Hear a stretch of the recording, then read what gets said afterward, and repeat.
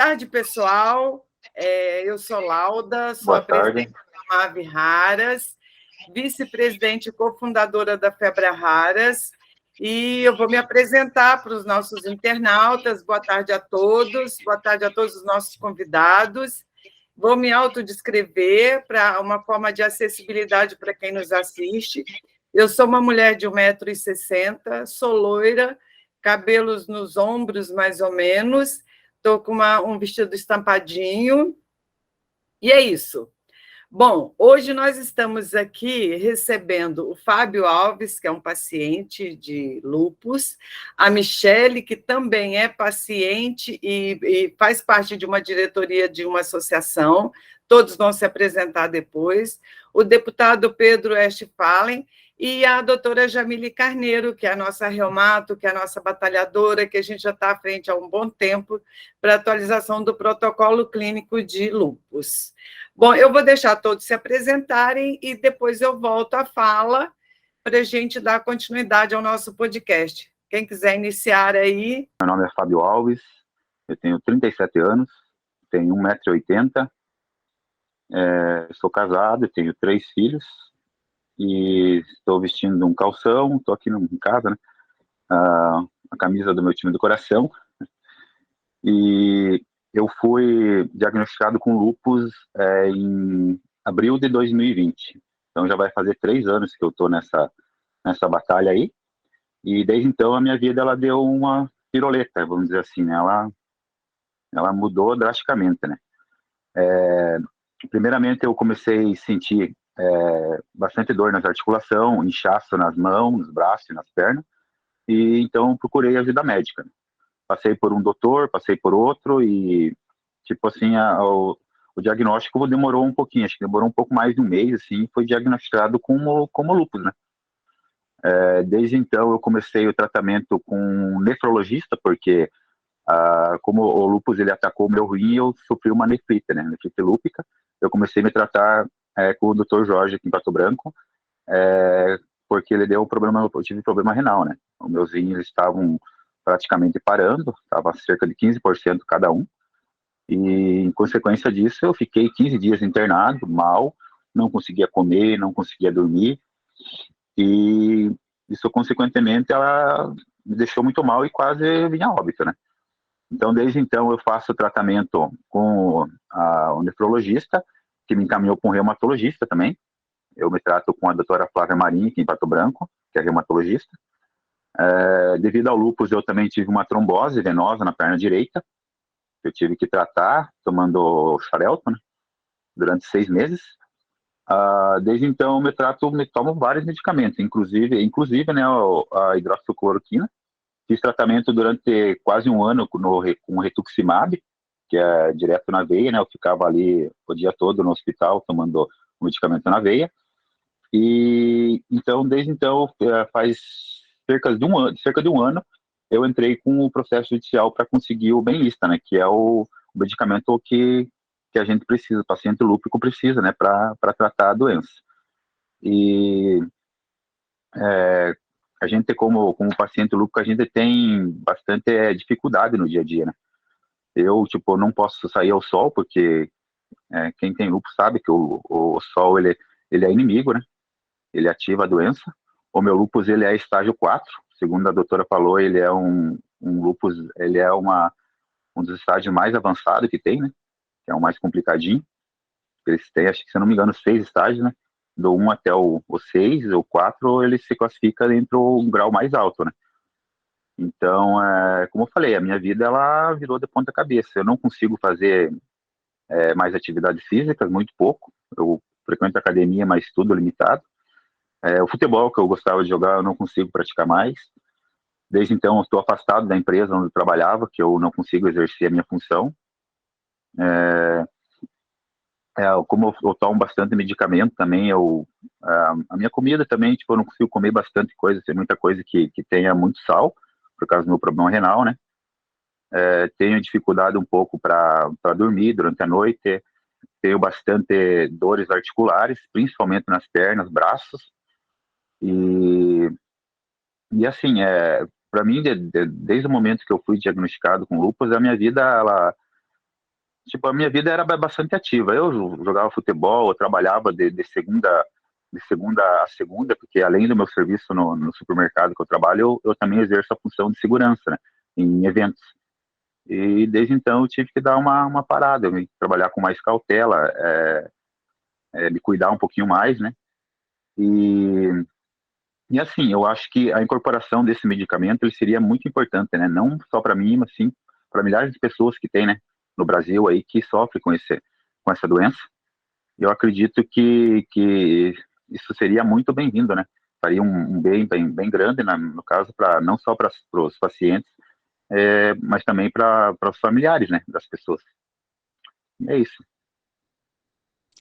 Pois é, Fábio, nós vamos ter a fala da doutora Jamile, é uma reumatologista também, é da Sociedade Médica, e é muito envolvida nessa atualização do protocolo clínico e na incorporação dos medicamentos para lúpus. Depois da Michele, nós vamos ter a fala dela, enfim. E eu acho que vocês vão conseguir dirimir muitas dúvidas, mas é importante, no final, eu vou indicar como é que você participa da consulta pública, solicitando a incorporação do Benlista para o tratamento de vocês. Agora é com você, Michele. Conte também aí como é que foi a sua vida do diagnóstico ao tratamento de ponta, que a gente sabe que a judicialização não é o melhor meio da garantia do tratamento do paciente, né? Até porque muitos entram na justiça, ganha, mas não leva, que a gente sabe como é que são essas coisas. A gente enfrenta também todo início de ano, início de governo, o desabastecimento, que começa a normalizar tudo a partir de março. Então, assim, a gente tem várias dificuldades a enfrentar. Esses 180 dias também da Conitec para que o Ministério passe a dispensar o tratamento para o paciente, depois de aprovado o protocolo clínico, depois de atualizado e incorporado, a gente sabe que a dispensação demora 180 dias e ainda pode ser prorrogado por mais 90. Então, a gente sabe que não é fácil. A gente sabe que não é fácil, o pessoal da atenção básica não está preparado para os sinais e sintomas. Então, agora, Michele, é com você a nosso papo. Então, meu nome é Michele, eu sou casada, sou mãe da Alice, de 5 anos, tenho 44 anos, e a minha história começou quando, na verdade, eu tinha muitas dores articulares também, assim como o Fábio, né? E aí em 2017, 2016, 2017, eu comecei a saga, porque eu não sabia o que estava causando. E começou pelos meus joelhos e punhos, depois foi indo para as articulações, e aí eu não descobria. Aí eu tentei engravidar, tive um aborto, não sabia o que era, resolvi fazer a fertilização in vitro, os meus exames deram alterados, mas até então não tinha fechado o diagnóstico. Tive uma gestação bem complicada, tive diabetes gestacional, ganhei a minha filha, ela nasceu com laringomalácia, então ela tinha problemas respiratórios graves, de saturação cair e tal. E aí, mesmo depois do nascimento dela, eu apresentava vários problemas assim de articulação sabe, não conseguia pegar minha filha, derrubava as coisas, muito cansaço, não conseguia levantar pela manhã e não sabia o que eu tinha.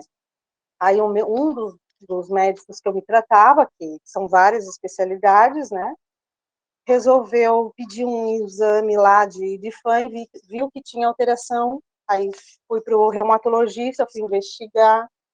Aí, a princípio, fui diagnosticada com Sjogren, e em seguida, em 2019, ou seja, quase 3 anos depois, que veio o diagnóstico de lúpus eritematoso sistêmico. Desde então, eu faço acompanhamento com várias especialidades, né? Psiquiatra, reumato, dermato, neurologista, nefrologista. Eu também já tive uma nefrite lúpica por conta de uma infecção. E daí, no ano passado, em julho do ano passado, os meus exames continuavam com essas alterações, e aí foi que o meu médico viu que eu estava com sobreposição da artrite reumatoide, que é o famoso Rufus, né? eu e o Fábio temos o mesmo diagnóstico, lúpus eritematoso sistêmico, porém, não ter o mesmo diagnóstico não quer dizer que tenha os mesmos sintomas e os mesmos agravantes, né? O lúpus, ele é uma doença que eu digo que é uma caixinha de surpresas, né? Cada dia é um dia e a gente vai tentando enfrentar as dificuldades que temos, né? Com apoio da família, de amigos, né? E aí foi então que o meu médico receitou o Belimumab, que é o mesmo que o Benlysta, né? Só que essa indicação dessa medicação, ela nem sempre ela é fácil, né? Porque aí vem depois que tu recebe a orientação para tomar essa medicação que vai resolver o teu problema, tu começa a saga de tentar buscar, né? Aí tu não consegue via teu plano de saúde, tu não consegue via município, tu não consegue via estado, porque tem uma série de fatores e não pode, não é indicado pelo SUS, não está né, na listagem de checklist de liberação da medicação. Não está no rol, né? Não está no rol, né? E não preenche o requisito para tal coisa, e tu tens a indicação do teu médico, porque eu acho que a melhor pessoa para dizer o que tu podes ou não tomar, ou o que tu deves ou não fazer, é o médico que te assiste, né? E eu tive a indicação de todos eles que me acompanham, dermato, ortopedista, né, a dermatologista, o nefro. Então, aí tu vai, aí tu esbarra nisso tudo, e aí, né, entra aquela judicialização. Eu estou desde de julho com esse pedido, não tive ainda a resposta do juízo, né? O juiz pediu, repassou para o órgão lá que é que faz a leitura, né, desses relatórios dos exames para ver se é indicado ou não. Então, tu vê, tu ainda passa por mais essa situação e fica naquela angústia, né? Se tu vai ter direito ou não, e muitas pessoas que às vezes entram para esse processo de judicialização nem sempre conseguem, né? Eu faço parte também da Associação Nacional de Pessoas com Lúpus, tento ajudar outros pacientes que têm a mesma angústia que eu, já fiz outros processos, alguns pacientes chegaram a receber, estão utilizando a medicação, outros vieram a óbito e não, né, o processo sequer saiu a resposta, ou quando sai a resposta já não tem mais o que fazer, a pessoa já faleceu. Então tem uma série de coisas que eu vejo que dificulta, que não deveria, né? Que já está na própria lei que nós temos o direito a ter saúde, né? E nós não estamos tendo esse acesso. Então, eu vejo isso, até não a nível só do meu estado, né, de Santa Catarina, eu sou de Florianópolis, né, o Fábio é de Pato Branco, do Paraná, né, do Distrito Federal. A dificuldade que todos nós enfrentamos, justamente porque lá na forma primária, né, no atendimento primário na unidade básica de saúde, já não se tem o mesmo estudo que é feito, por exemplo, uma estatística quanto a pessoas com diabetes, pressão alta, problemas cardíacos, né? Nós não temos essa estatística. E os próprios médicos ou profissionais que estão lá atendendo não sabem diagnosticar ou fazer o devido encaminhamento quando, de repente, aquele paciente que pode ter, né, um diagnóstico de lúpus ou de uma doença autoimune, fazer o devido acolhimento, né? Então, eu acho que o Ministério da Saúde, enquanto ente público, né, e federativo, deveria promover ações nesse sentido já lá na UBS, para que fosse identificado já os primeiros sintomas e fazer os primeiros atendimentos, para que não chegasse na situação como eu e o Fábio chegamos, né? De passar tantas dificuldades, de fechar um diagnóstico, de ter uma precisão daquilo que temos para fazer o devido tratamento adequado, né? Dentro dos nossos sintomas, do nosso diagnóstico correto, né? Para que não chegasse à gravidade, né? Ou situações que a gente nem sabe, né? E aí a gente fica naquela instabilidade diária, porque nós não temos essa medicação e, consequentemente, fazemos uso de medicações que são fortes, agressivas, né? Eu uso corticóide todos os dias, uso metotrexato uma vez por semana, tramol, pregabalina, amitriptilina, hidroxicloroquina, já usei o canabidiol, porque daí, né, tu acaba usando um monte de medicações que te ajudam de um certo ponto, mas te prejudicam de outra forma, né? E essa medicação benista, ela é específica para lúpus.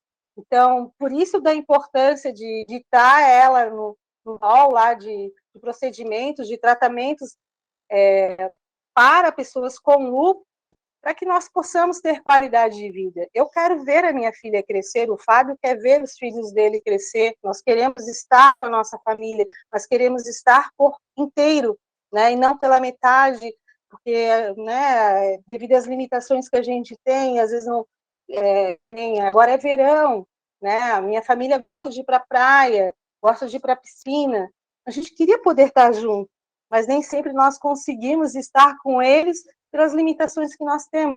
O tempo que a gente se expõe um pouquinho só no sol, já tem sérias consequências. Então, tem uma série de cuidados que nós precisamos ter, e talvez se tivéssemos, né, essa medicação, acesso a essa medicação de forma mais rápida, né, e menos burocrática, teríamos mais qualidade de vida, claro, com os cuidados que a gente sabe que tem que ter, mas sem tantos sintomas, sem tantos, né, problemas e complicações que a doença nos traz. Né? E eu acho que é isso, é ter esse olhar carinhoso, pensar que por trás desses pacientes com lúpus são seres humanos, são pessoas que também têm famílias, que dependem de nós, que nós dependemos deles, né? E precisamos estar bem por eles e para eles. É isso. Obrigada, Michele. Eu sei que não é fácil. A saga, a jornada do paciente, e acaba que é uma jornada nossa também, dirigente de instituição de pacientes. Todos nós. Não tem como ser diferente. E acaba que a gente traz para nós, eu me sinto muito impotente quando eu não consigo que as coisas avancem.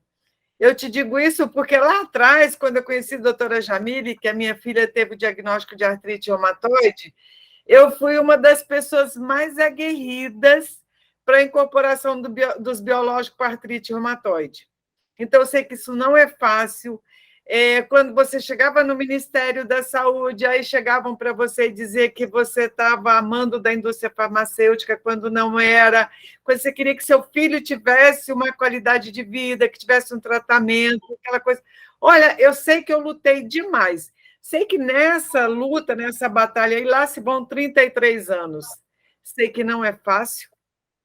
E, assim, a nossa sorte é que nós somos brasileiros, né? E a gente não desiste nunca. Não desiste. E a gente vai precisar contar com o deputado Pedro Westphalen, porque não é só a nós, associações, não é só nós, os pacientes, mas, assim, a Sociedade Brasileira de Reumato tem um trabalho belíssimo, eles têm uma boa vontade gigante, eles têm se comprometido muito junto ao Ministério da Saúde, pedindo essa atualização.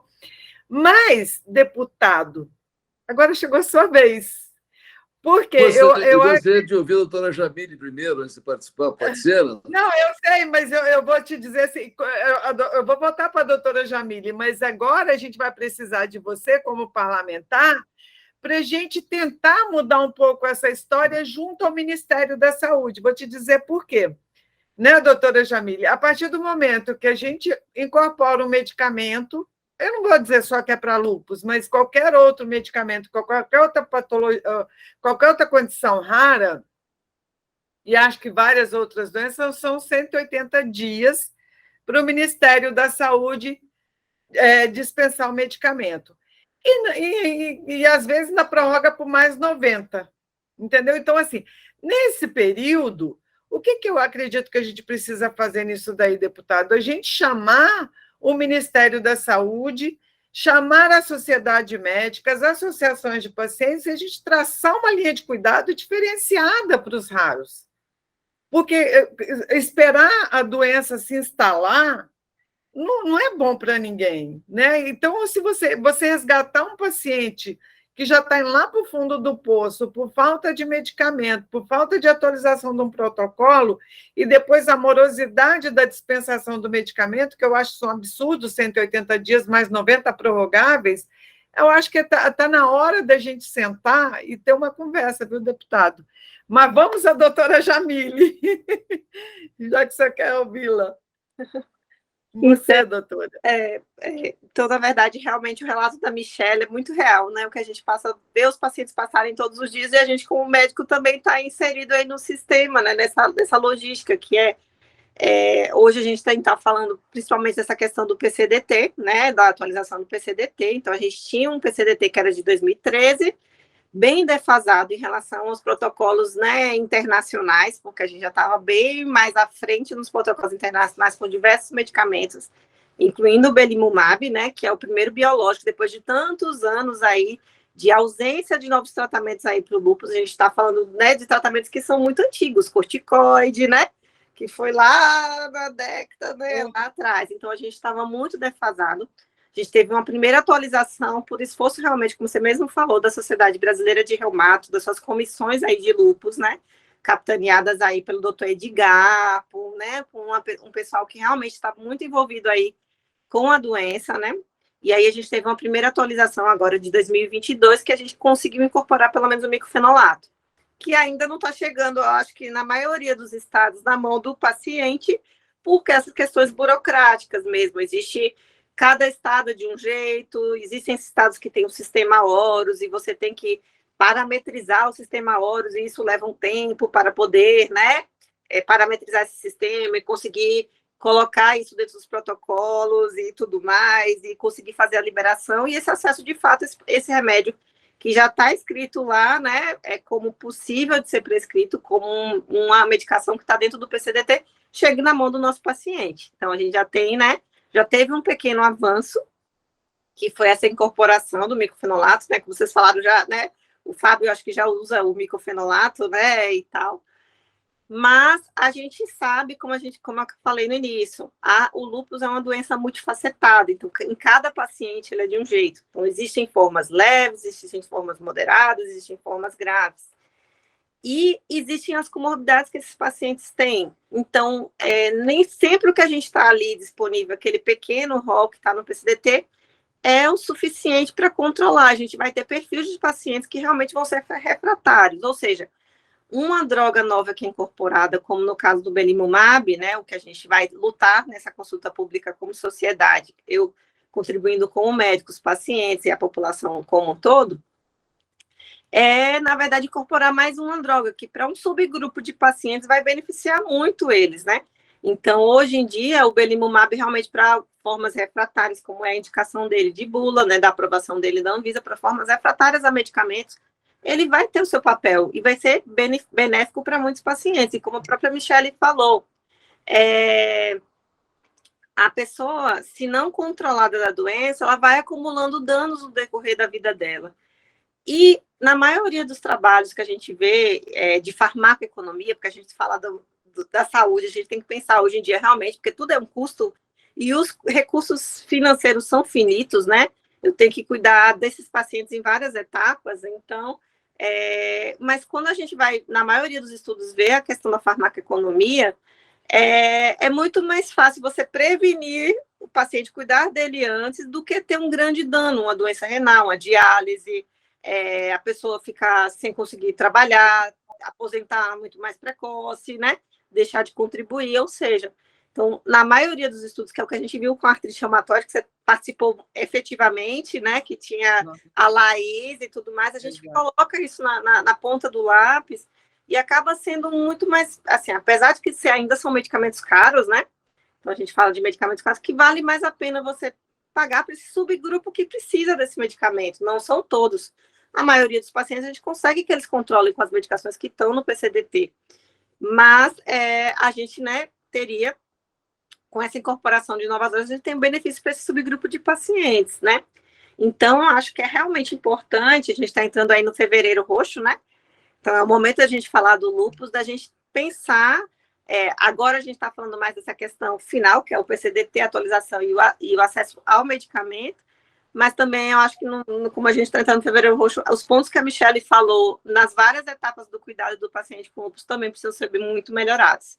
Então, a gente realmente precisa ver esse paciente no acesso dele primeiro na atenção primária. A gente tem o trabalho no DF, que a gente está na capital do país. Então, na capital do país, a gente vê problemas seríssimos. Então, em questões de acesso, eu trabalho no hospital de base, que é o maior do Centro-Oeste, né? Então, a gente não tem o FAM, não tem vários exames que serviriam para o diagnóstico da doença, não tem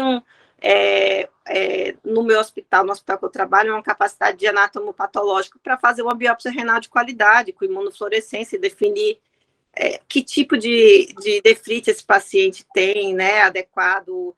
Então, assim, são diversas dificuldades, tanto para dar o diagnóstico, tanto para ele chegar no reumatologista, né, também, os acessos, de exames, né, no geral também, e também do tratamento. Então, acho que a gente, né, tá falando do PCDT hoje, mas a gente tem que deixar também na memória, porque a maioria dos pacientes consegue ficar bem com os remédios básicos, mas, então, a gente tem que dar, e ficar bem, realmente diagnosticar mais precoce esses pacientes, para eles não chegarem tão mal, né, para a gente, e precisar desses remédios mais caros, entendeu? Então, a gente tem que melhorar tudo, para que esse paciente chegue com menos danos, com menos sequelas, e a gente consiga melhorar mesmo a qualidade de vida e evitar esses danos que são acumulados numa doença que é mal cuidada e maltratada, né? Então, vamos ver se a gente consegue, né, esse passo que é a aquisição, né, a incorporação desse remédio e, consequentemente, também trabalhando os outros pontos que são tão importantes quanto aí no cuidado do paciente com lúpus, né?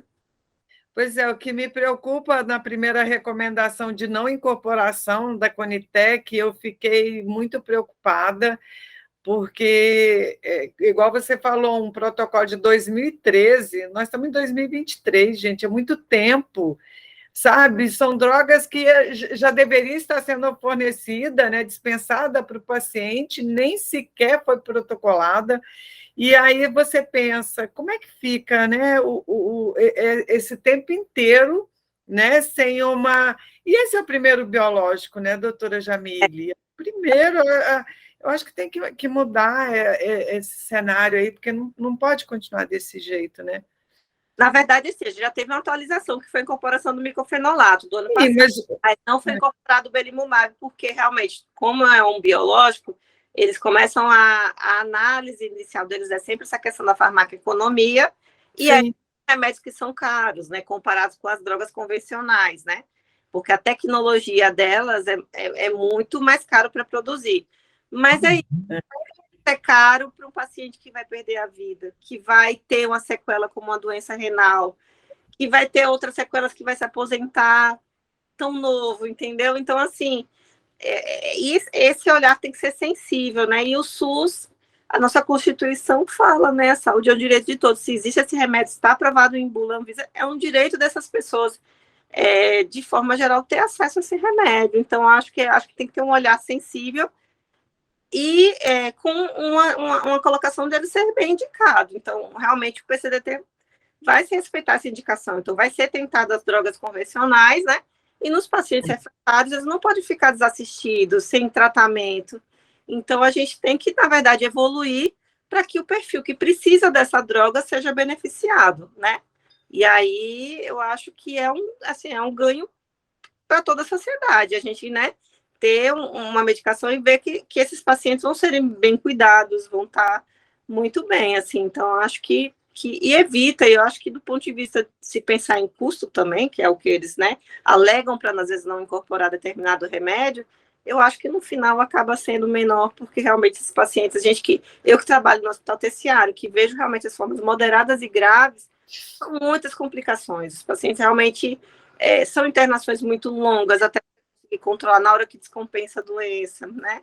São pacientes que vão precisar desse segmento multidisciplinar do nefro, do neuro, do próprio reumato, de um clínico que vai atender muita intercorrência. Então acho que acaba que talvez esses outros pontos não são vistos, e às vezes uma droga que vai beneficiar esse grupo de pacientes que precisa, que é refratário, fica desassistido, né? E aí é muito triste, né? Pensar que a gente tem já aprovados, né? Tem outras drogas que em breve já estarão no nosso mercado também, que estão para chegar, como a voclosporina, a gente também tem o anifrolumab também que está para chegar, que eu acho que já foi aprovado também, e fica essa dificuldade, a gente vai ficando atrasado nos PCDTs aí, não incorporando essas novas medicações que são possíveis aí no tratamento da doença. Aí, como você falou, a gente entrou em Fevereiro Roxo.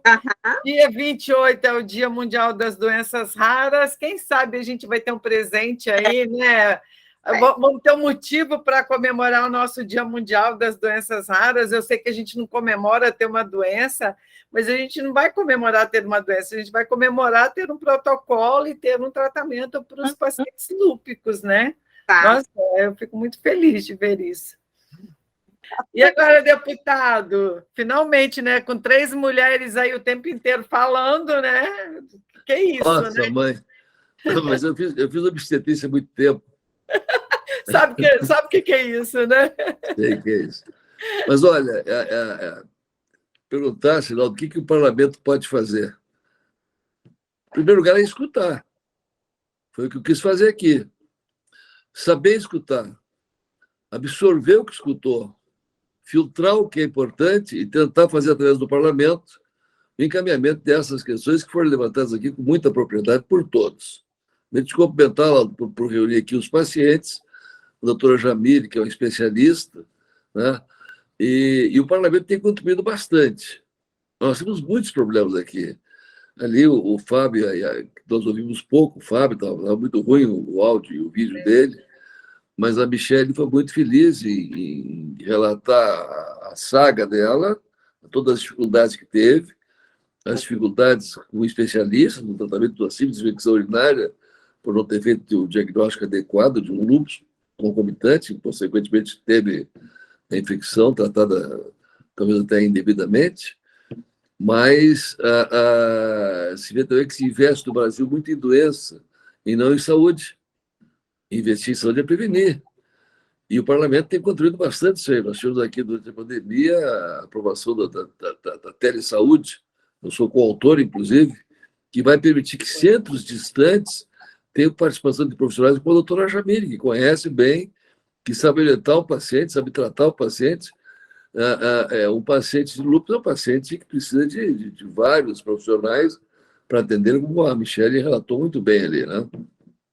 E é fundamental que esse diagnóstico seja precoce, até porque o lúpus dá mais em mulher, muito mais em mulher, um percentual muito alto em mulheres, né? E jovens, mulheres jovens. E essa peregrinação, essa dificuldade de nós termos centro de excelência, ela é muito grande. Aliás, Brasília, Jamile, melhorou muito na área da saúde, muito. Na área hospitalar, principalmente, melhorou bastante. Tem dificuldades imensas, mas hoje nós temos hospitais aqui em Brasília que não devem nada a nenhum lugar do Brasil, felizmente. Na rede privada. Na rede pública, as dificuldades de toda a rede pública, todo o Brasil. E aqui é a capital nacional do país, né? E as dificuldades que tu referiste aí são as dificuldades inerentes. Então, nós temos que cuidar no parlamento para que haja o acesso. Esse acesso tem que ter qualidade de acesso, precisa de muita qualidade desse acesso, e precisa de tratamento adequado. Para isso, nós temos que ter profissionais e outras colaborações nesse mandato meu passado para nós fazermos com que os médicos que venham do Brasil de fora tenham que fazer o revalida. Tem que fazer o exame de capacitação para poder exercer a profissão. Aqui no passado se trouxeram médicos para cá, mas médicos receber a qualificação e a capacidade de tratamento do paciente. Isso também é um cuidado do parlamento. Eu, quando cheguei aqui, olhei algumas questões que me chamaram muita atenção, e por isso criei as redes parlamentares da imunização, da vacinação. Quando eu cheguei aqui, antes da pandemia, nós já tínhamos perdido o selo de garantia de país livre do sarampo. E hoje o sarampo já está matando no Brasil, em alguns estados, tendo vacina à disposição, mas fui ver quais os motivos que nós não vacinávamos, fake news, grupos antivacinais, e a própria excelência do PNI fez com que as mães relaxassem um pouco. Nós temos essa frente. Depois veio a pandemia, enfim, nós conseguimos entrar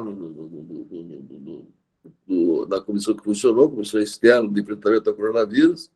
Até por isso eu peguei o coronavírus, quase morri, tive entubado, doutora Jamile. 10 dias, 30 dias de UTI, mas estou aqui vivo e bem, graças a Deus, com muita vontade de continuar trabalhando. E o que nós temos que fazer no parlamento é dar voz e vez para quem precisa, Rolando, que é o paciente, é o profissional qualificado. Não tem cabimento se falar em custo, por exemplo, do Belimumab. Custo. Custo é tu não poder tratar com microdolato, que hoje está incorporado, infelizmente, não usar os medicamentos que existem. Cada paciente tem um medicamento que lhe faz, ele dá resultado, e outros não dão resultados. Nas áreas é muito comum.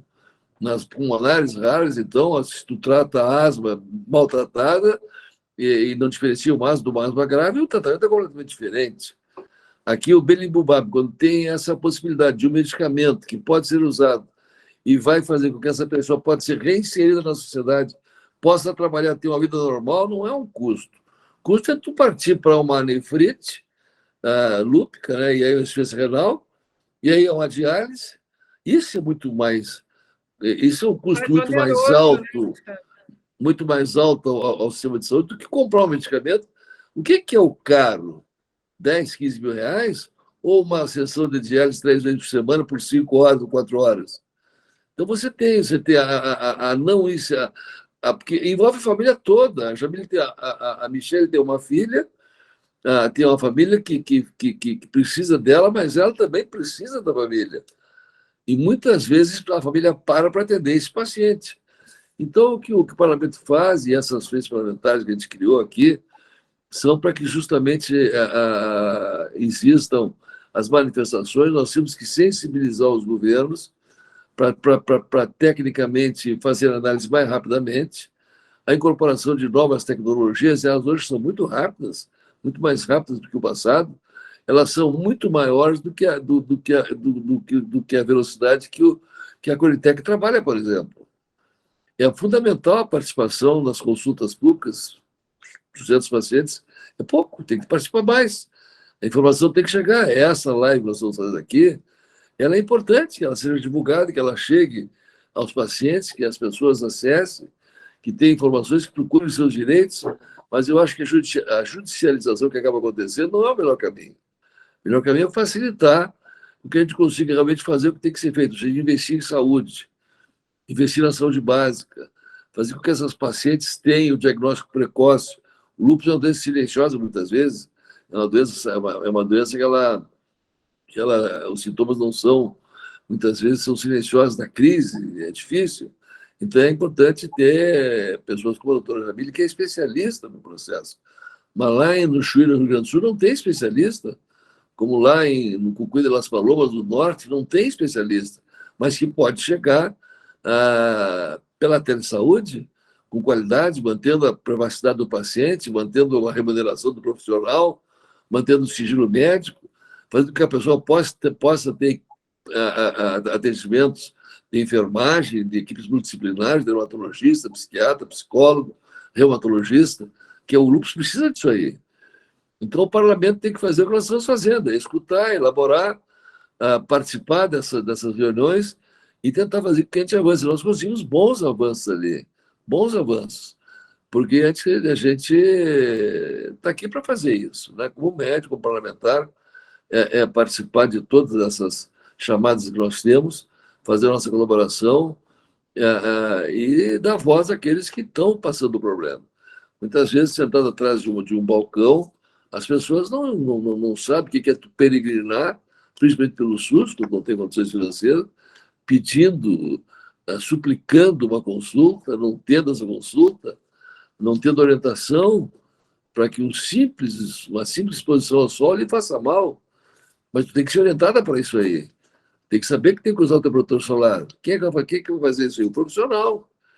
Então, todas essa saga que a Michelle soube relatar muito bem as dificuldades que teve, as dificuldades que tem, as apreensões quanto ao seu futuro, elas precisam ser escutadas e nós vamos fazer com que o Ministério e a Coritec se sensibilize e faz com que haja um aumento da velocidade da análise, como existe um aumento da velocidade técnica de novas tecnologias à disposição da população.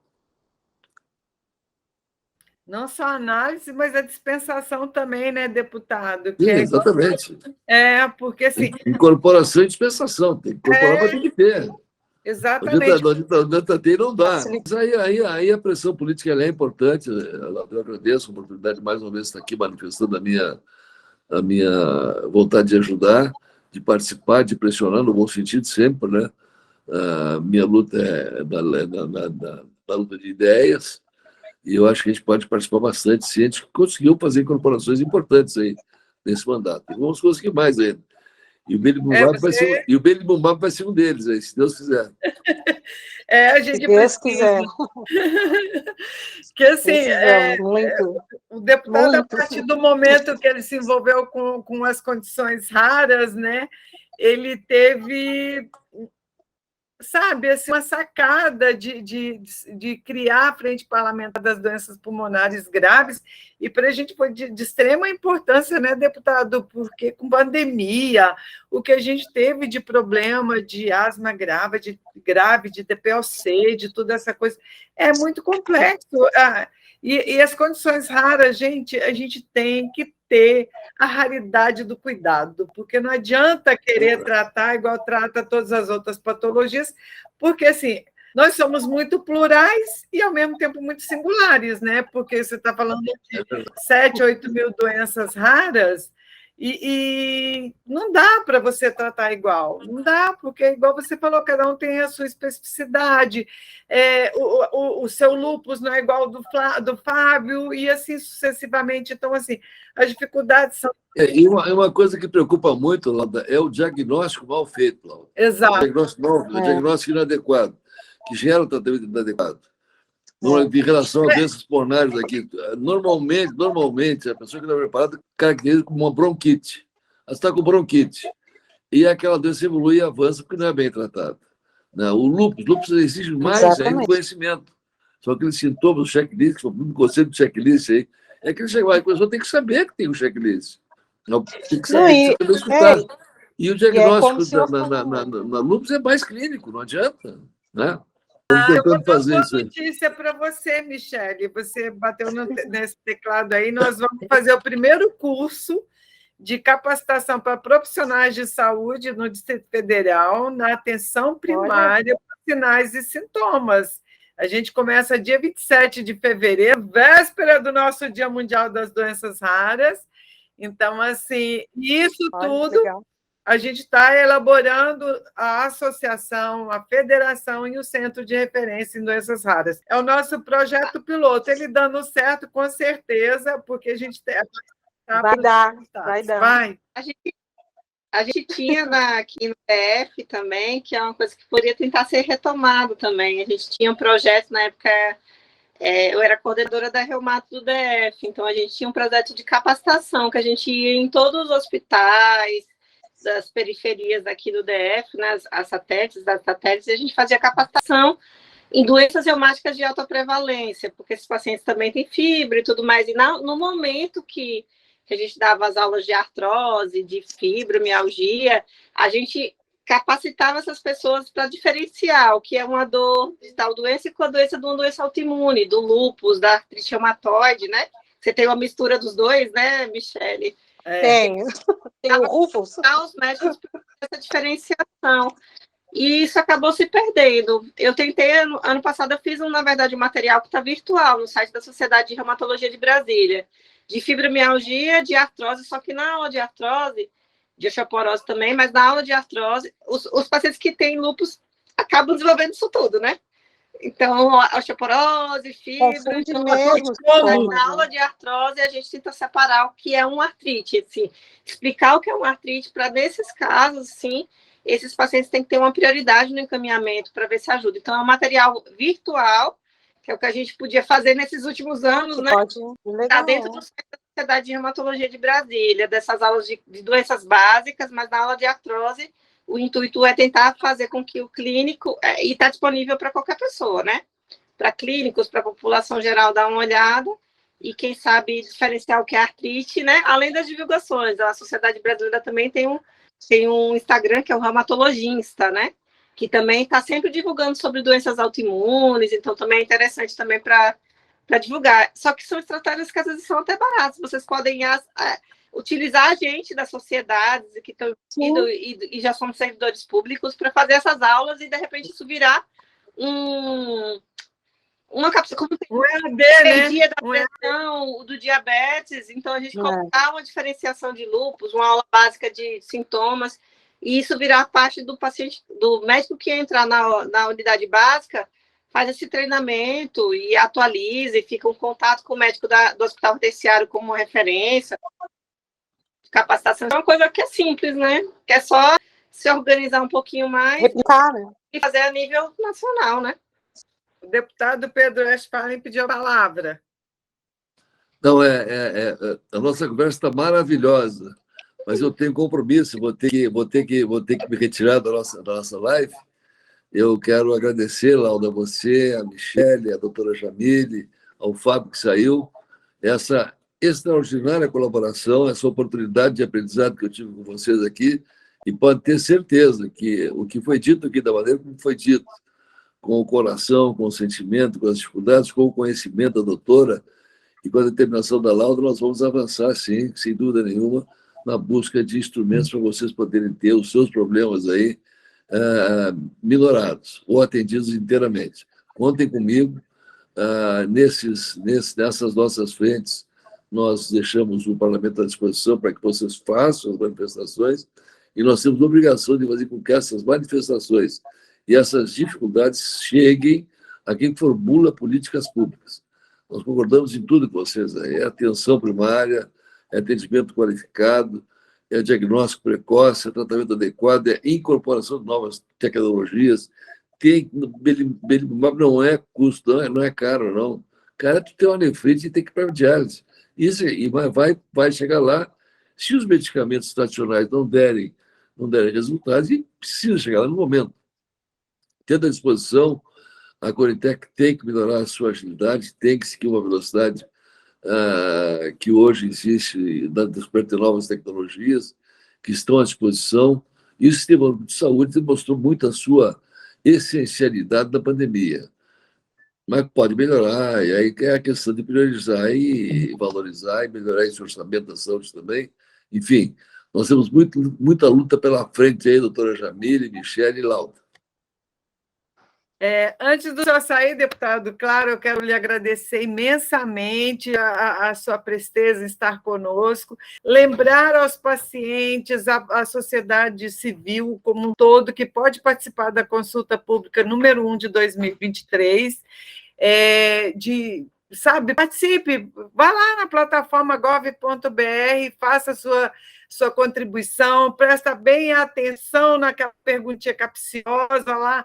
Você é favorável à não incorporação, não é isso que a gente quer que incorpore, então ficar atento a isso daí. Muito obrigada, deputado, obrigada, Michele, obrigada, Fábio, obrigada, doutora Jamile, vocês são incríveis, e assim, até uma próxima, e vamos torcer que no dia 6 de fevereiro, que a Conitec bata o martelo na atualização do PCDT, incorporando o belimumab para os pacientes lúpicos. Que Deus nos ajude muito e que tudo dê muito certo em 2023. E conte comigo sempre.